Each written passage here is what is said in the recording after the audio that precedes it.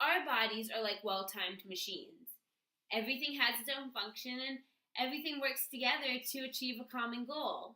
But like machines, our parts can get old and they can get worn out. Our arteries can become clogged, our joints become inflamed, and our heart can spasm as well as stop. And like Herman M. Biggs said, the human body is the only machine for which there is no spare parts. Now, I really hate to contradict such a great man and physician of his time, but that statement is steadily becoming less and less true. Thanks to the field of biomedical engineering, just because a person has had a limb amputated, such as a leg, doesn't mean they're sentenced to a life in a wheelchair. And just because a person's lost their hearing doesn't mean they never get to hear the voices of their loved ones anymore. Biomedical engineering is a field which has been around unofficially for 3,000 years. In Egypt, we found a mummy that was buried with a prosthetic made of wood and leather. This is the first recorded incident of humans using engineering to improve a person with a medical deficiency's life.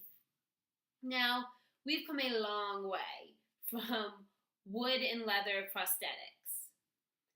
Probably the best example to show really the evolution of biomedical engineering has to be the hearing aid. A long time ago, if you were losing your hearing, you'd have to carry this big metal horn around that you'd have to hold up to your ear to better understand people. Now, you just have a little device that fits comfortably in your ear, and if you don't want anyone to know you have a hearing aid, you simply move your hair to the front and no one's the wiser. Other major improvements have been made for amputees and paraplegics. Before, if a person lost a limb, such as their leg, they would be stuck in a wheelchair or having to use crutches to get around. But that's just not the case anymore. Thanks to companies such as the American Academy of Orthotics and Prosthesis, a person who has already suffered a tremendous loss can go on living a normal life. It's not an easy transformation. For example, a lower prosthesis has a large responsibility, and there's a lot of engineering that goes into it. In order to replace a leg, you need a device that can address stability while standing and walking. It needs to be able to absorb shock. It needs to store energy and return it, as well as be cosmetically attractive.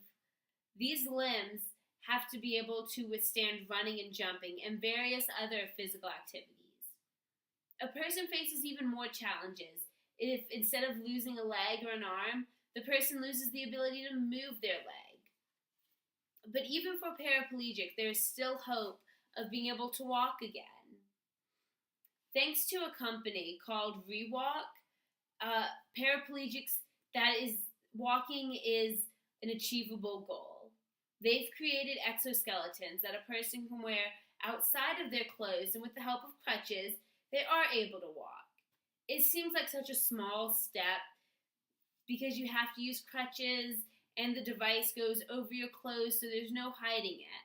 But for a person who's been stuck in a chair for such a long time, this really can be a godsend. It not only allows a person to walk, but they can stand at their stove and cook dinner for their families, or they can reach items on high shelves that the chair did not permit them to reach. Biomedical engineering goes a step further. It doesn't just improve people's lives, but it saves people's lives as well. At Duke University, biomedical engineers have created a three-dimensional human heart. It's made of real human tissue created by stem cells used to mimic the cells in a human heart. This device can be used to help heart attack patients. As well, it can be a great test subject for heart medication or heart surgeries. This heart that's created in the lab can also one day be used as a transplant for someone who needs it. I just want to be clear, these hearts aren't plastic. They are human cells that have been formed together to reconstruct a heart so they can be made various sizes depending on a person's age. I personally feel very strongly about supporting the biomedical engineering because it touches everyone. Whether you have diabetes or you've lost a limb due to war or you're having heart problems. Biomedical engineering is a field that is reaching out to help all the problems.